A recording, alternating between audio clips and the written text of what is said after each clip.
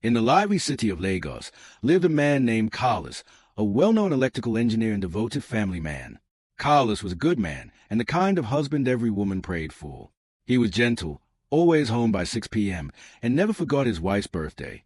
He was married to Bella, a calm, God-fearing, and intelligent woman. Bella was not only his wife, she was also his peace. She respected him, trusted him, and believed he could do nothing wrong. They had 2 children, attended church every Sunday together, and prayed before sleeping each night. Their marriage was peaceful. Well, too peaceful, according to his best friend, Mike. Mike was a bachelor in his mid-30s who believed that marriage was a trap created by women to slow men down. He was loud, funny, and full of dangerous advice. Carlos and Mike had been friends since secondary school. Mike knew everything about Carlos from the day he met Bella to the day he proposed. He was even the best man at their wedding. But lately, Mike had started preaching a strange gospel.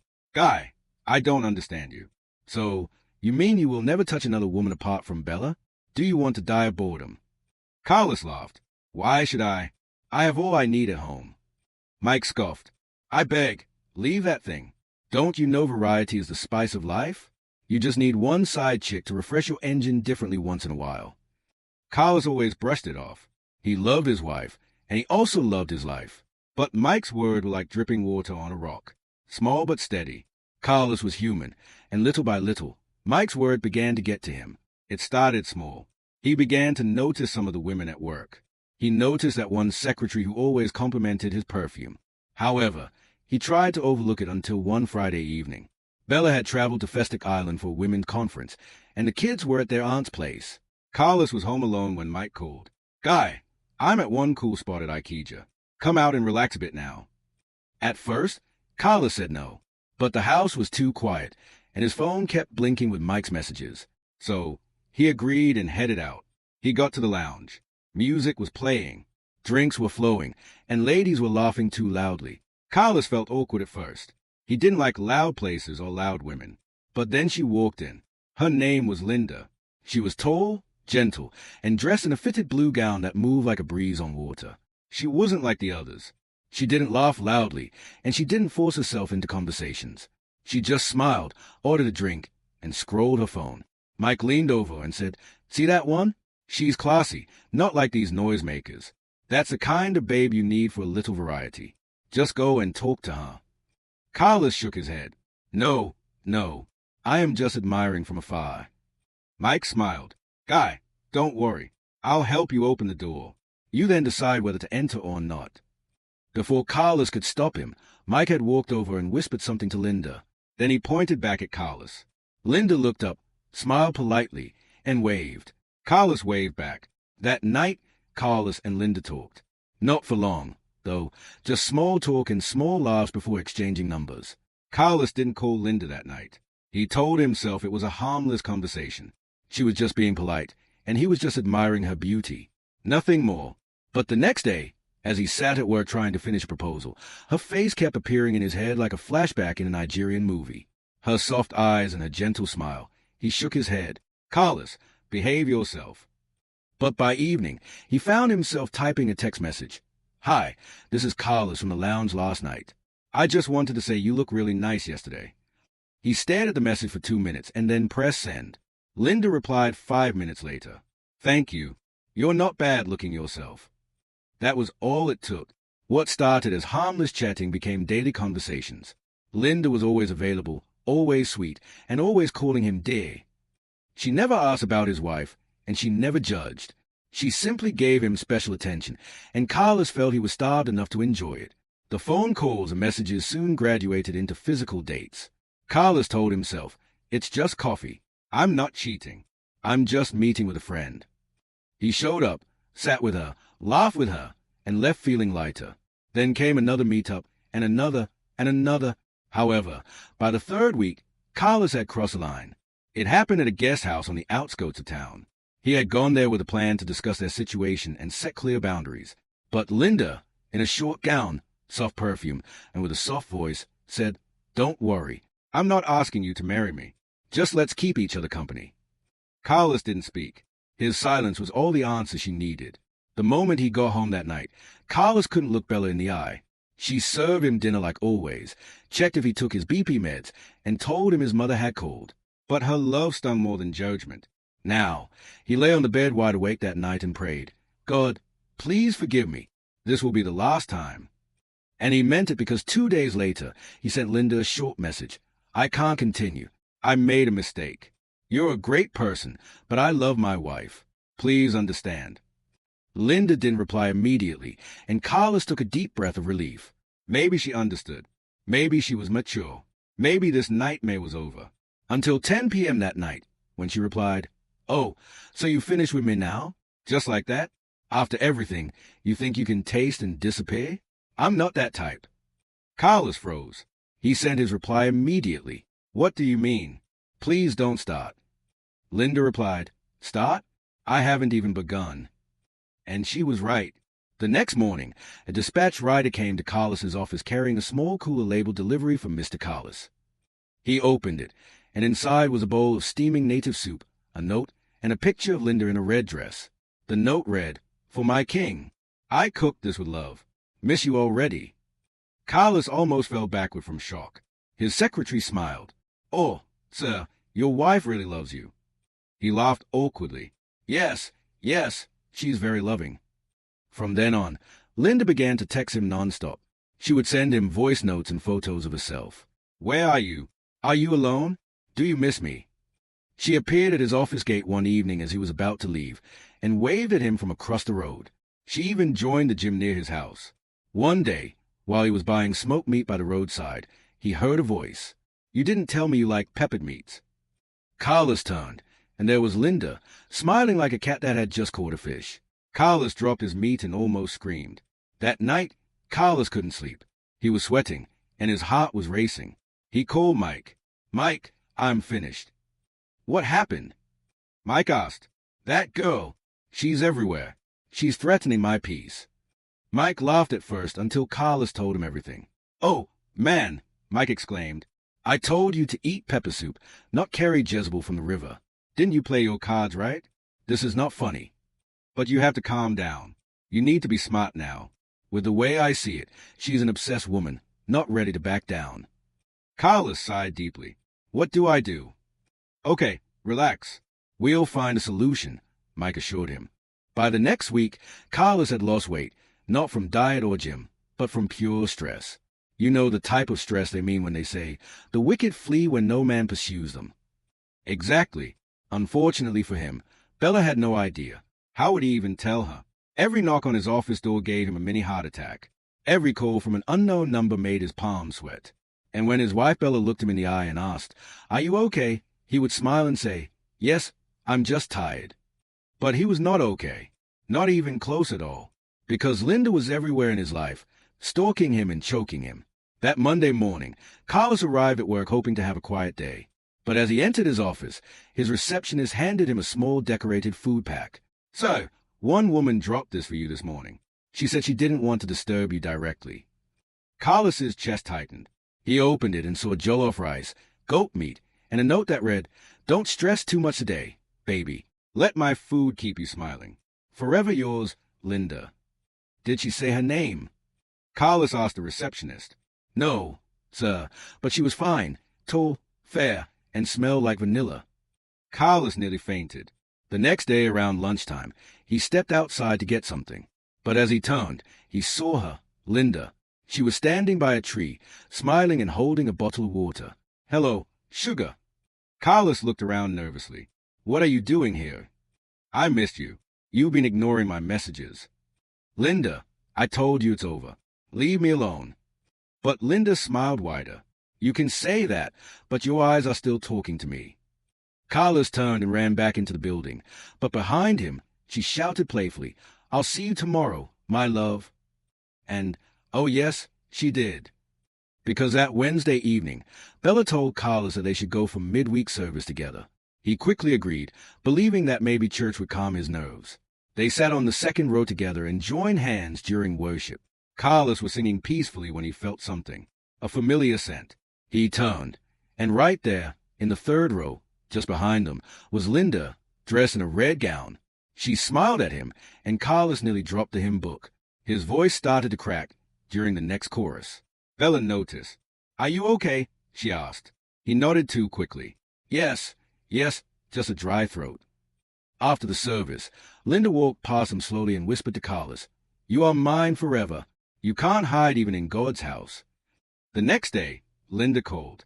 Carlos didn't want to pick up, but he was tired of running. Her voice was cold when she spoke. "So, this is what you want, right? You want to treat me as if I'm mad? You think you can use me and dump me like tissue?" Carlos swallowed hard. "Please, I'm a married man. This can't continue." She hissed, "You should have thought about that before entering my bed, before calling me baby girl and eating from my pot." Carlos kept quiet. "You think your wife won't find out? I'm only one text away from destroying your precious marriage." Carlos froze. "Please don't do this. Please." Linda laughed. "You will hear from me soon." And then she hung up. Carlos sat on the floor that night, holding his head and crying silently. That same night, he had a terrible dream. Linda was chasing him in a wedding gown, shouting, I do. While Bella threw Bible verses at him like arrows, he woke up panting with a stifled scream. Luckily for him, he didn't wake Bella up. If not, he would have had to explain with no evidence. At this point, Carlos knew he couldn't do this alone anymore. The next morning, he called Mike at work. "Guy, this girl is going to destroy me." Carlos shouted over the phone. Mike yawned. "What is it again?" "Do you know she followed me to church? She threatened to tell my wife. She's even in my dreams." Mike sat up. "Hey, are you serious? Guy, I think you need to tell your wife at this point." Carlos shouted, "Are you okay? My wife will bury me alive." Mike shrugged. "See, there's nothing you can do at this point. It's either you die slowly from stress or die once and find peace. Pick one because this Jezebel you're describing is very deadly." That evening, Bella brought his food to the sitting room as usual. She smiled and said, "You look tired. Do you want me to massage your shoulders?" Carlos looked at her, and his stomach turned with guilt. He couldn't take it anymore. He dropped his spoon, took her hand, and said in a shaking voice, "Bella, I need to tell you something." Carlos held Bella's hands as if it was his last connection to life. She sat across from him, and her eyes narrowed slowly. "Talk," she said. Carlos gulped. He wished he could faint and disappear, but it was too late now. He had to face it. He closed his eyes and forced the words out. "I cheated." There was silence. "I met someone just once, but she won't leave me alone." Bella blinked. "You what?" Carlos knelt down immediately and began to shake like a nervous goat. I know. I'm a fool. I made a terrible mistake. She was nothing serious, just a small temptation. But now she's haunting me like a ghost. She shows up at my office, sends food, came to church. Church? Bella asked. "Yes," he said. "She says if I don't come back to her, she will expose everything." Bella looked at him and was speechless. Then, slowly, she stood up. Carlos shut his eyes. "Please don't throw something at me." She didn't move for a long moment. Then, she walked out of the room. Carlos waited. Minutes passed, but she didn't return. Carlos sat down, his sweat soaking through his singlet. That night, Bella didn't say a word. She didn't shout or cry. She simply took a pillow and slept in the children's room for 2 days. She ignored Carlos. She served his food without looking at his face. She answered his questions with one word. She walked past him as if he were part of the furniture. And Carlos was dying quickly from the inside. He preferred shouting to this ice-cold silence, maybe crying, or even a slap. Then, on the 3rd day, Bella called him into the living room and said, "Sit." Carlos sat like a child waiting for discipline in school. She folded her arms. "You said she's stalking you?" "Yes." "She knows where you work?" "Yes." "She said she would expose everything?" "Yes." Bella nodded slowly and then said something Carlos never expected. "Good. Then let's deal with her." Carlos almost choked on his breath. You want to fight her?" he stammered. "No, I can't stoop that low," Bella said calmly. "I want to end her games." Carlos stared silently. She walked over and sat beside him. "I am your wife. Am I angry? Yes. Hurt? Yes. But I am also smart. I don't want this girl showing up at my children's school and calling me co-wife. If we don't finish her, she'll finish us. And I don't want any of that." Carlos blinked. Do you forgive me?" Bella looked at him. "That is a story for another day. First, let's get her out of the picture." Later that night, Mike came over, and Carlos briefed him. When Bella walked in with her notepad and said, "Gentlemen, let's plan," Mike looked at Carlos and whispered, "Guy, your wife is cold. Though, I fear this one more than the Sidechick." Bella ignored them and laid out the plan like a detective. "We'll bait her. Carlos will pretend that he wants her back. He will set up a private meeting in a hotel. When she gets there, we will give her the kind of scare that will chase her back to her village barefoot." Mike raised his hand. "What kind of scare?" Bella smiled. "Let's just say we are doing a night sacrifice." Carlos's mouth was wide open. "Wait, we're staging a ritual." Bella nodded. "A fake one, just to show her that you are not ordinary. She wants madness, right? Well, let's give her witchcraft deluxe." Mike clapped. "Ah, madam, I like you." They set the date, and the plan began. Carlos called Linda the next morning and said, "I've been thinking. I miss you." Linda's voice immediately lit up like a generator. "Oh, baby, I knew you would come back." Carlos smiled. "Let's meet at Rockview Hotel, room 14, tomorrow night." Linda giggled. "My man, I am coming hot." He hung up and whispered to himself, "Lord, I know I am a sinner, but tomorrow help me act like a wizard one last time." The next day, the stage was set. The room was dim, but everything was clear enough for the madness that was about to begin. Carlos sat on the edge of the bed, wearing a black shirt and trying to look like a man who misses Sidechick, but also trying not to sweat his soul out. Mike was in the hotel bathroom, dressed like an occult priest from a Nigerian movie. He wore a red robe with white chalk on his face, a cow's tail in one hand, and a palm frond tied around his wrists. Even Carlos was scared when he saw him. "Mike, are you sure you're not truly a ritualist?" Carlos asked. Mike scoffed. "Today, I am whatever will chase this girl far from Lagos." Meanwhile, Bella sat outside in a car across the street, watching the entire room on a live video feed from the hidden camera she had installed earlier. She had a pack of delicious popcorn in her lap. This was better than Netflix. At exactly 8 p.m., the knock came. Knock, knock. Carlos opened the door slowly and nervously smelled who was dressed in a fitted yellow dress with red lipstick and makeup shiny like oil. "My love," she said as she walked in. Carlos smiled. "You are welcome. I have missed you." He locked the door behind her. Linda threw her bag on the table and turned to him with open arms. "No hug for your baby." Carlos forced a hug. She held him tighter. "So, you finally came to your senses." "Yes. I am sorry it took this long. Let's celebrate." "Let me freshen up first," Carlos said. He went into the bathroom and whispered to Mike, "She's ready. Please don't overdo it." Mike adjusted his fake beads. "Go and hide behind the curtain. Just leave the rest to me." Carlos stepped out, faking a smile. "Give me 1 minute," he said. "I'll be right back." He quickly moved behind the curtain, and then the lights went off. Candles flickered, and wind blew through the air-conditioner vent. Linda blinked and stood up. "Carlos," but no answer came. Suddenly, the bathroom door burst open with force, and Mike stepped out. He was unrecognizable. He looked extra tall and terrifying. His eyes were wide with white chalk dripping, and his red robe flowed behind him like a demon from the underworld. He raised his cowtail and shouted, "Ha ha, the sacrifice has entered." Linda screamed, "Blood of Jesus."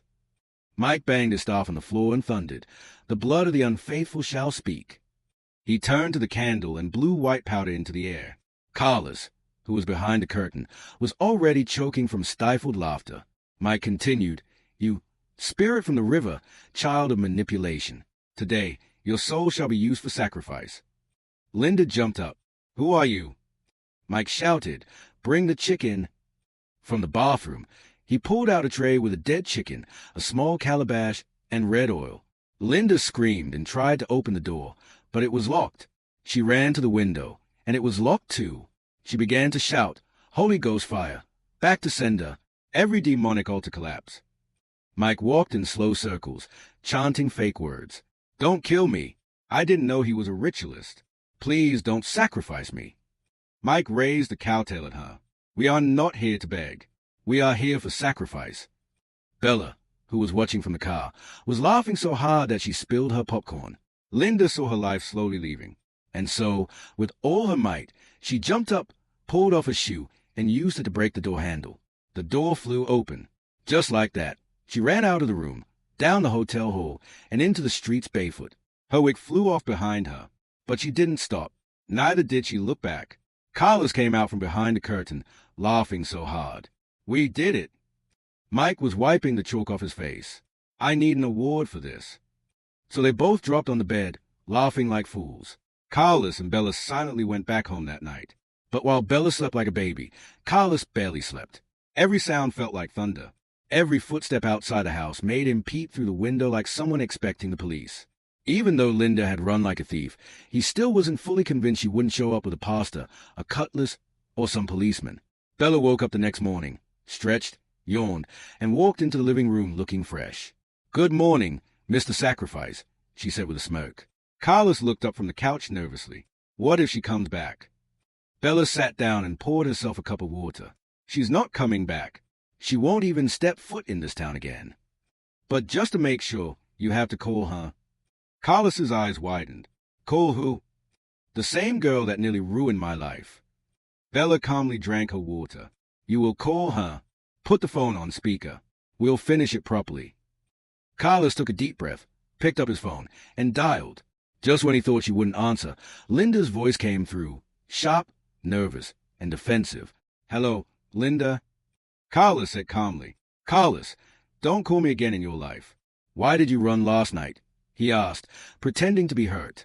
You left me there. You even offended the high priest. What? You think I don't know what you're doing? You and your occultic group. You wanted to use me for sacrifice. Sacrifice? No, it was just a beginning. Now they still need your picture for the final stage. I rebuke you. Linda screamed so loud that the speaker shook. You are mad. I am a child of God. I've already packed my bags. I am leaving Lagos tonight. You and your high priest will never see me again. If you try me again, I will call my pastor and call down fire from heaven. Don't call me again, you devil. With that, she ended the call and blocked his number. Bella fell off the chair and burst into laughter. I told you, if I handle her, she will change her name and run from the city. That night, Carlos cooked dinner for the family to show appreciation. As he served it, Bella sat with her legs crossed and looked him dead in the eye. Listen carefully. The next time you put your head in fire, I will help the fire burn you completely. Carlos nodded obediently. I won't try it again. I swear. Finally, peace had returned to Carlos's household like cool breeze after a heavy rain. He now came home early, stopped hanging around too much, and even joined the midweek prayer team at church for spiritual coverage. One evening after dinner, Carlos knelt beside Bella in the living room while she was scrolling through her phone. My love, she looked at him. Yes. I want to say thank you for everything, for saving our marriage and for saving my life. She scoffed. You are lucky I am a woman of God, she said. Carlos nodded like a lizard. Yes, I am very lucky. Bella continued. I have forgiven you, but let this be the first and last time I have to chase a Jezebel out of our lives. I promise. From now on, it's you or nobody, Carlos said. Mike came over the next weekend. He greeted Bella with his hands together and said, Madam, I respect you. You deserve an award for Wife of the Year. I'm telling you. Bella smiled. No problem. Just make sure you keep your advice to yourself next time. Mike nodded. Yes. No more advice from me. From now on, it's only drink water and mind your wife. They all laughed. That night, Carlos stood by the window, looking out into the calm Lagos night. He thought about how close he had come to losing everything, his home, his wife, and his sanity, all for words and a few minutes of stolen attention. He shook his head and told himself, I have been a foolish man, but from now on, I will be a very responsible husband, and there will be no more Sidechick drama. Moral of the story. The importance of loyalty, honesty, and responsibility in relationships is emphasized.